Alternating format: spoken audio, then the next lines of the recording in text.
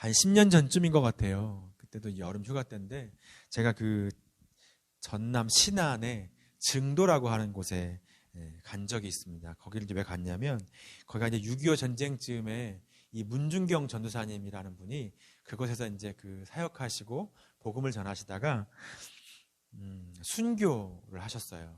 그래서 그곳에 그 문중경 전도사님 순교 기념관 그리고 순교 교회 기념교회가 그곳에 있어요. 그래서 그것을 한번 좀 방문해 보고 싶었어요. 뭐 지금은 어떤지 모르겠는데 그때 한참 그 소개될 때 그 문중경 전도사님 순교하시고 나서 그 이후로 그곳에 뭐 90%가 예수를 믿는 그러한 이제 지역이라고 이제 그렇게 소개가 되고 이야기가 돼서 한번 그것을 방문하고 그 믿음의 역사와 그 순교의 길을 한번 둘러보고 싶은 마음이 있었습니다. 그래서 이제 그곳에 가려고 하는 마음에 그곳에 가려고 이제 주일날 제가 낮에 분당에 있는 큰 교회에서 예배를 드리고 오후에 이제 그곳에 갔는데 가기 전에 이제 분당에 있는 큰 교회 예배를 드렸어요. 서둘러 준비하고 갔죠. 늦지 않게 가려고. 일찌감치 갔는데도 이미 예배 시간이 이제 가까워 오니까 차들이 엄청 많은 거예요. 주차할 공간을 제가 찾다가 주차를 이제 못하고 막 뺑뺑뺑 돌다가 주차를 하고 나니까 벌써 예배 시간이 거의 다 된 거예요. 서둘러서 이제 예배 시간이 다 되어서 이제 막 들어가는데 사람들이 예배 시간이 다 된 게 막 이제 몰려 들어가잖아요. 그 중에 제 눈에 들어왔던 한 청년이 있었어요. 그냥 티셔츠에 반바지에 슬리퍼 차림에 그냥 집에서 편안하게 있다가 온 것 같은 정말 이제 뭘 하다가 왔는지 잘 모르겠지만 그냥 딱 모습을 보면 그냥 집에서 편히 쉬다가 그냥 시간 맞춰서 그 근처 동네 어디 사는 사람처럼 그 모습으로 그냥 그런 차림으로 이렇게 막 오더라고요. 그렇게 예배당에 들어갔어요. 제 앞에 들어가고 이제 1층에는 자리가 없어 들어갈 수 없으니까 2층으로 이제 올라가게 됐는데 마침 그 친구도 2층으로 이렇게 올라가더라고요. 2층에 올라가서 제가 앉은 자리에 근처에 이렇게 같이 앉게 됐어요. 그리고 이제 예배가 시작됐어요. 멋지게 이제 세팅된 강단에 깔끔하고 세련되게 진행되는 그 순서와 진행이 이제 촥 예배가 진행되고 화려하고 웅장한 반주와 찬양과 멋진 음향과 영상으로 예배가 아주 물 흐르듯이 잘 진행됐습니다. 깔끔하게 전해주시는 그 설교와 이 모든 진행에 또 이 모든 예배의 순서와 또 예배에서 주시는 또 이런 감동이 있잖아요. 와 하는 감탄들이 또 나오고 그런 감동이 있었어요. 그래서 예배를 이제 마치고 축도가 끝나는데 제 근처에 있으니까 이렇게 움직이는 움직임이 보이잖아요. 축도가 끝나기 무섭게 그 청년이 이제 쓱 하고 빠져나가더라고요. 그게 이제 어떤 사정이 있었는지 잘 모르겠지만 그냥 겉모습으로 사람을 함부로 판단해서 할 수 없죠. 그렇게 해서도 안 되고.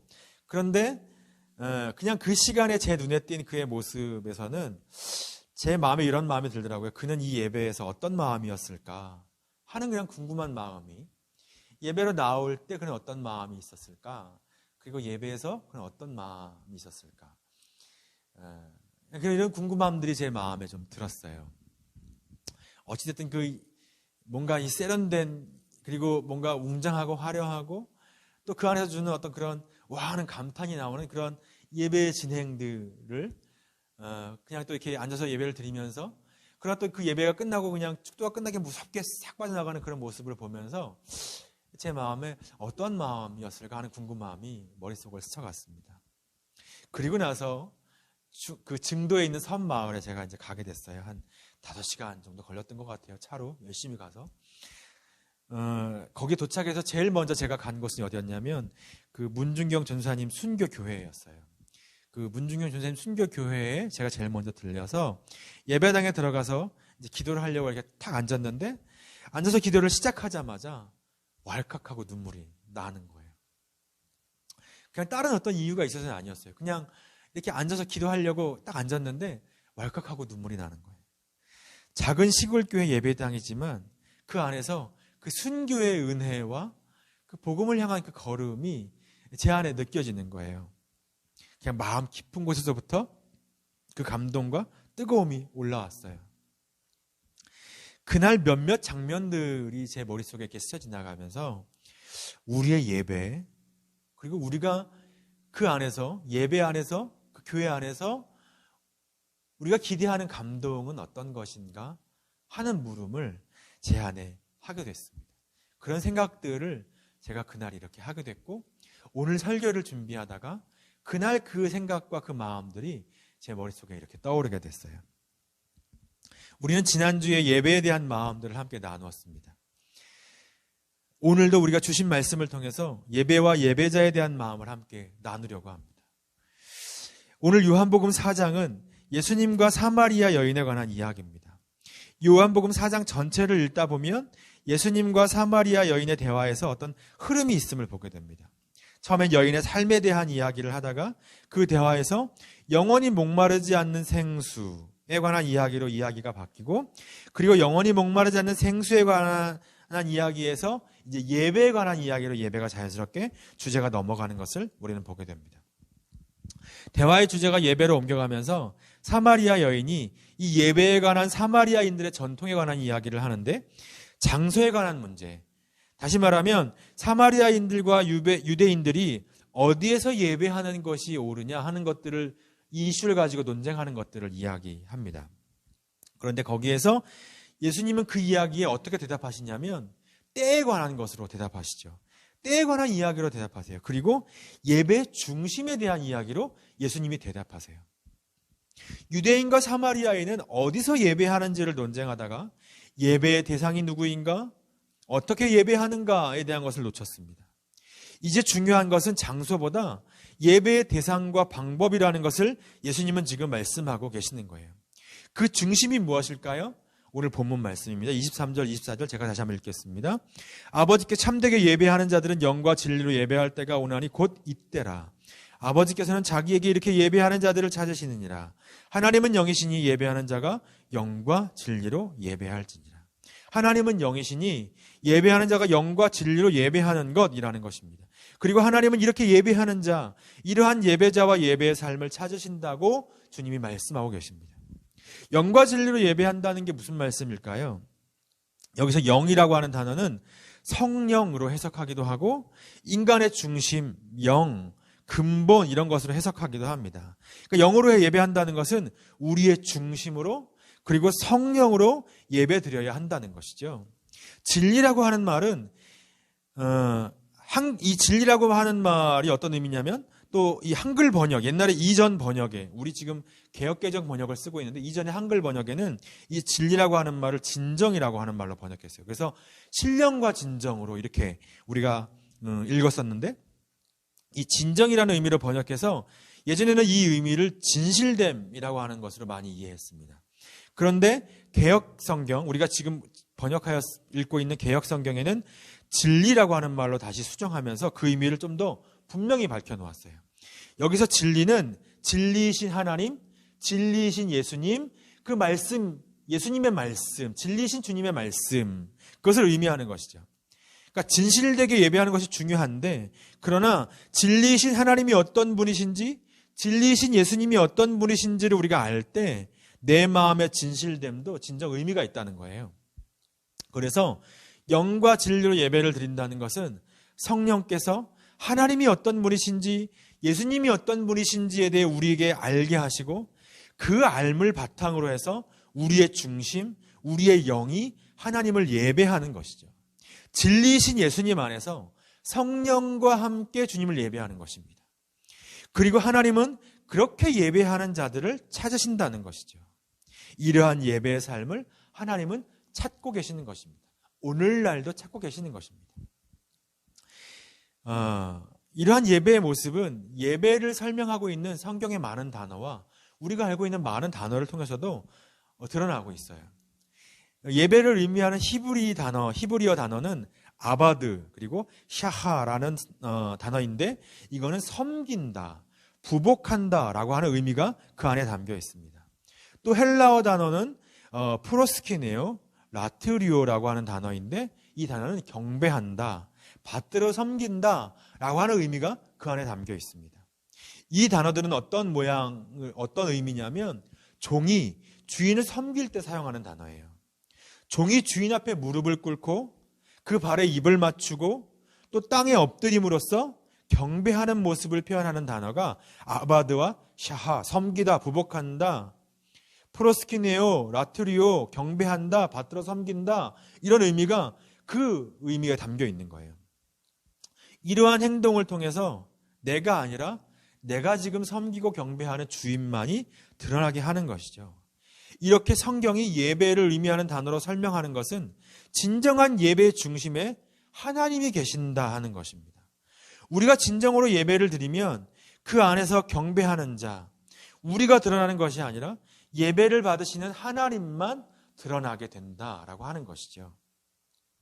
그리고 이러한 표현은 우리의 마음 중심으로부터 겸손과 사랑과 존경을 우리가 예배하는 하나님께 나타내고 드러내는 것입니다. 이런 마음과 행동을 통해서 하나님과 더욱 친밀한 사랑의 관계, 그분과 사귀어 사는 그 사랑의 관계를 나누는 것이 예배라고 하는 것이 이 안에 담겨 있는 것이죠. 겸손과 사랑과 존경을 담아 드러내는 것이니까요. 그런데 여러분, 이러한 모습이 예배를 나타내는 영어 표현에도 잘 나타나 있습니다. 여러분, 예배를 영어로 우리가 뭐라고 하죠? 보통은 서비스, 그리고 워십이라는 단어로 예배를 표현합니다. 이 서비스라고 하는 단어에는 섬김이라는 의미가 담겨 있죠. 예배가 가진 섬김의 의미를 담아서 표현하는 것입니다.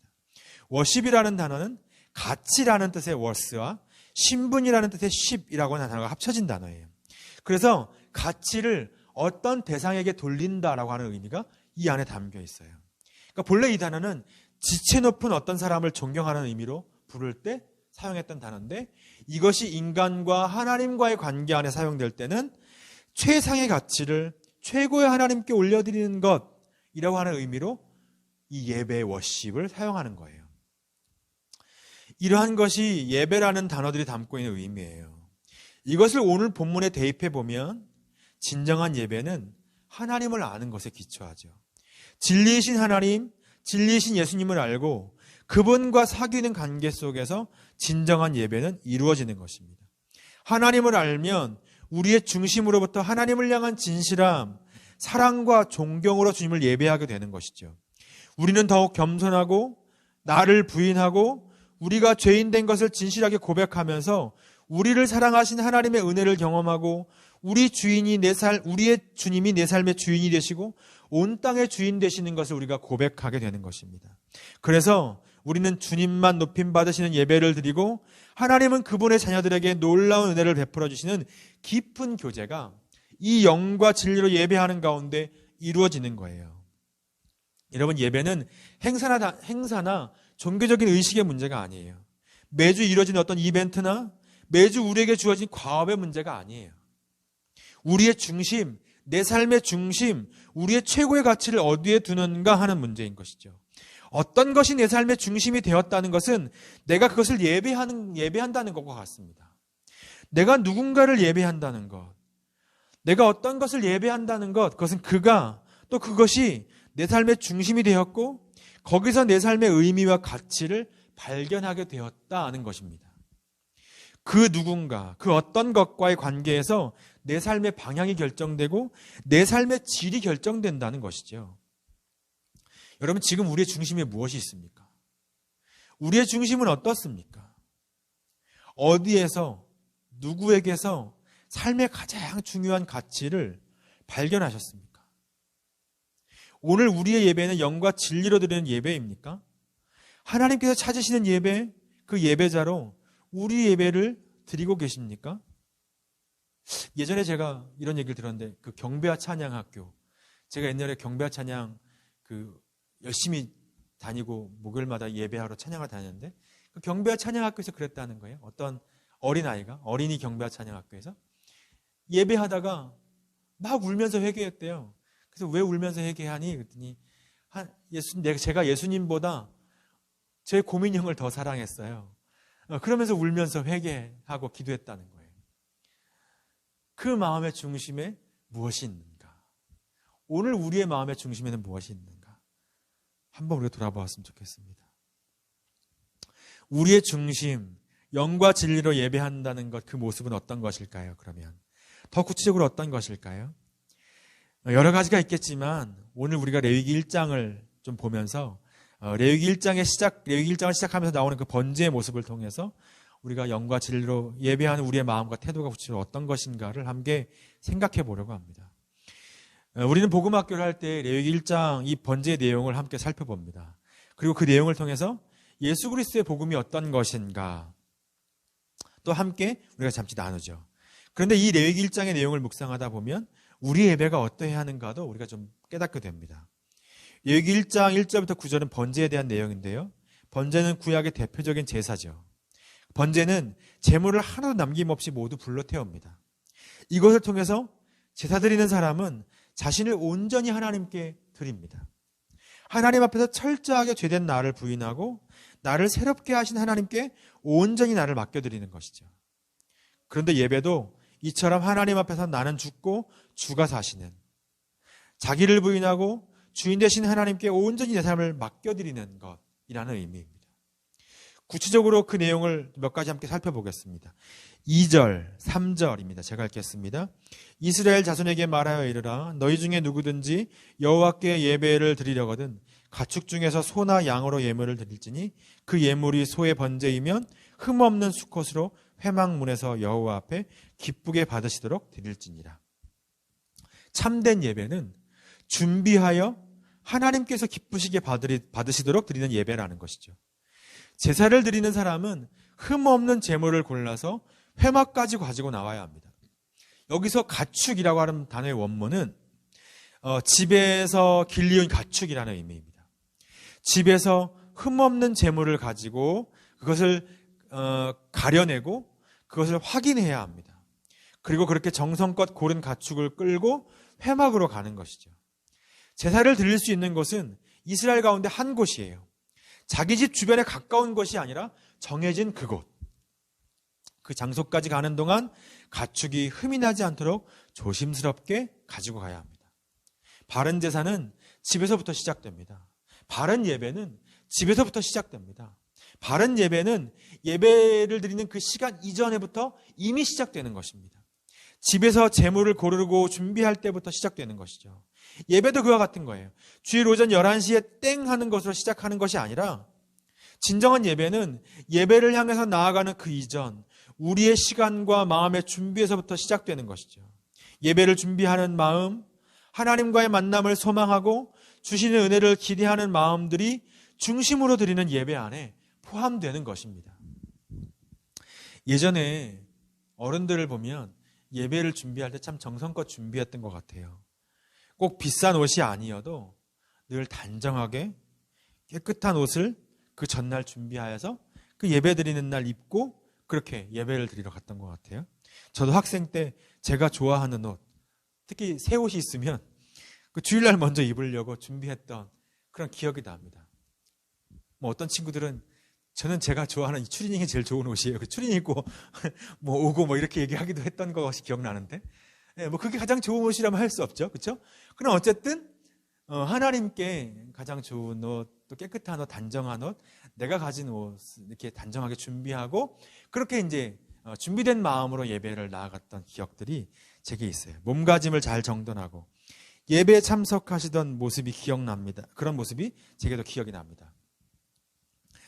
헌금도 미리 준비했던 것 같아요. 우리 어른들은 새 돈이 있으면 새 돈을 준비하고 새 돈이 없을 때는 전날 돈을 다리미로 이렇게 다리셨어요.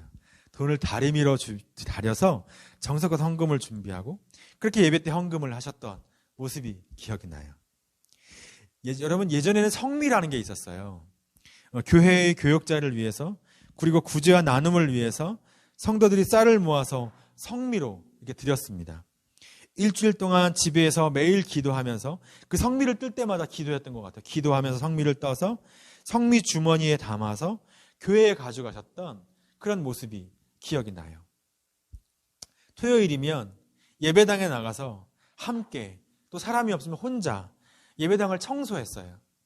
예배 필요한 물품들을 준비하고 바닥을 쓸고 걸레로 닦고 또 강단의 강대상과 십자가도 걸레로 닦으면서 청소했어요. 예전에는 강단에 신발을 신고 올라가면 안 된다고 그렇게 생각을 해서 강단에 청소하러 올라갈 때 꼭 신발을 벗고 그렇게 올라갔던 그런 기억도 나요.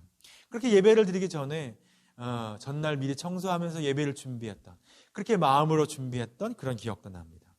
예배 시간에 늦지 않으려고 미리미리 준비했던 기억이 나요. 예배 전에 미리 가서 자리에 앉아서 그날 말씀도 먼저 한번 읽어보고 마음을 정돈하고 기도로 예배를 준비했던 그런 모습도 기억이 납니다. 여러분, 이렇게 준비하고 예배에 참석하면 그 예배 시간에 또 얼마나 집중해서 예배를 잘 드릴까요? 그 예배에 얼마나 은혜가 될까요?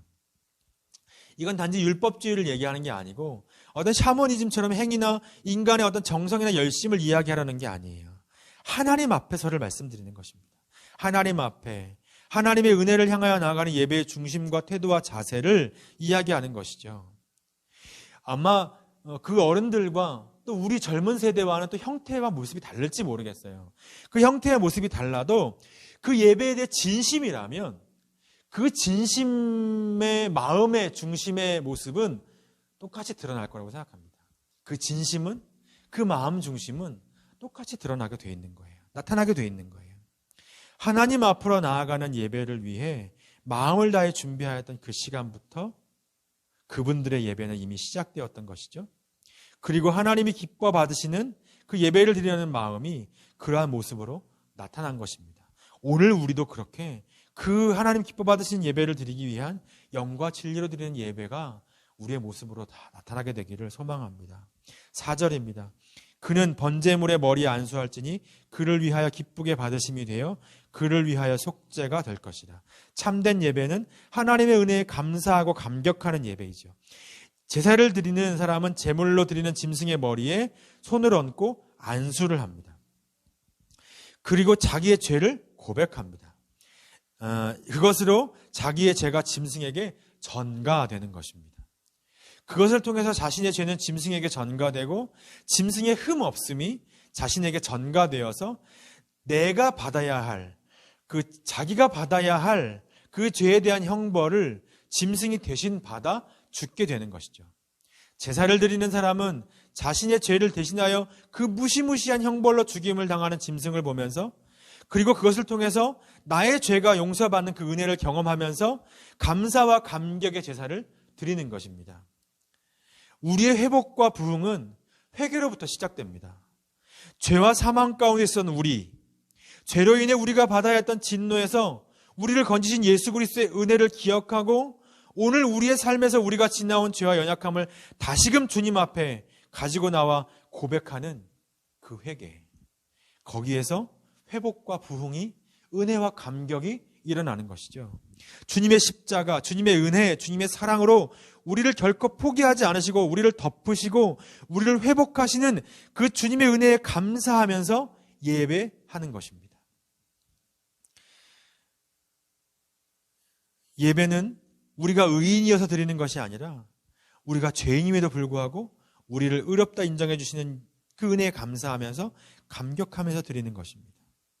주께서 우리를 위하여 하신 그 일을 우리가 다시 한번 기억하고 우리의 방향성을 하나님께로 향할 때 우리를 위하여 여전히 일하고 계시는 그 하나님을 경험하고 또 감사하면서 고백하게 되는 것이죠.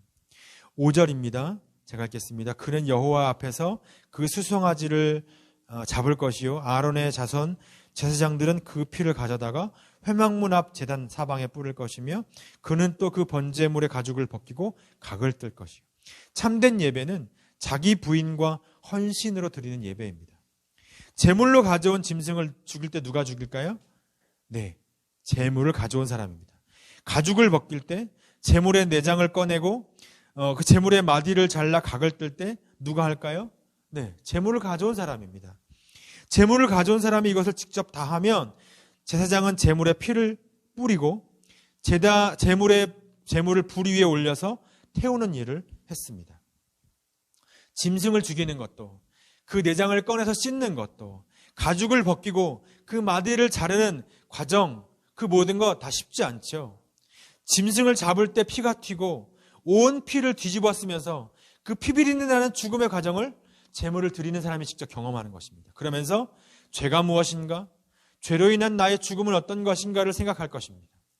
하나님 앞에서 제물을 죽일 때 자신이 죽는 마음으로 제물을 죽이는 것이죠. 나의 안과 내 속과 내 밖을 모두 씻어 불로 태우는 마음으로 짐승을 씻고 태웠을 것입니다. 이렇게 제물을 죽이면서 나 또한 하나님 앞에서 죽는 것입니다. 내가 죽고 나를 부인하는 그러한 일을 하는 것입니다. 이 과정 안에서 내게 주어진 자리에서 내가 헌신하여 나를 드리는 것입니다. 나도 함께 그 안에 참여하는 것이죠. 여러분, 예배는 그냥 구경하는 것이 아니죠. 감상하는 것이 아닙니다. 그냥 자리에 앉아서 설교를 감상하고 찬양대의 찬양을 감상하는 것이 아닙니다. 하나님의 말씀 앞에 나를 내어놓고 굴복하면서 나는 죽고 주만 사시는 것입니다. 나를 내어놓아 내가 죽고 나를 새롭게 하신 하나님의 역사에 헌신하는 것입니다. 그때 하나님의 말씀이 나를 채우시고 나를 새롭게 하시는 역사가 일어나는 것이죠. 말씀이 나를 다스리시는 것입니다.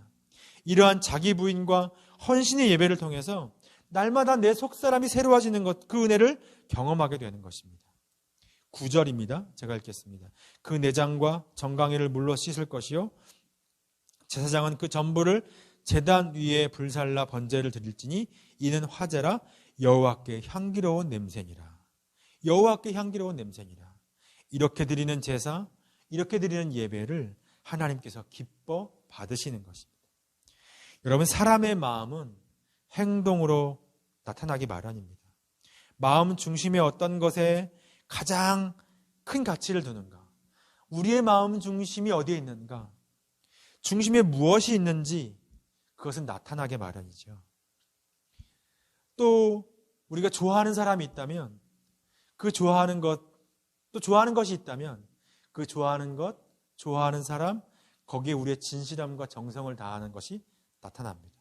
싫어하는 것이 있다면, 싫어하는 사람이 있다면 지속적으로 그것에 진실한 행동을 계속 나타내기가 참 어려운 것이 우리의 사람이죠.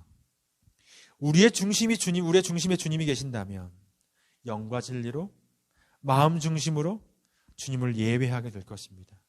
그리고 주님은 그런 예배자를 찾으십니다. 우리가 하나님 더 깊이 알기를 소망합니다. 정말 하나님 더 깊이 알게 되기를 바랍니다. 그리고 그 하나님을 알므로 더욱 영과 진리로 우리의 마음 중심에 주님을 모셔두고 우리의 마음 중심으로 주님 예배하게 되기를 소망합니다. 우리의 모든 예배가 주님께 영과 진리로 드리는 예배가 되기를 간절히 소망합니다. 주님을 뜨겁게 사랑하고 그 사랑의 마음으로 주님을 예배하는 우리 모두가 되기를 간절히 소망합니다. 주님이 받으시는 예배, 주님이 찾으시는 예배자가 되어서 주님과 깊이 사귀어 살고 주님이 주시는 크신 은혜 가운데 살아가는 우리 더불어 삶교회 우리 모두가 되기를 간절히 소망합니다.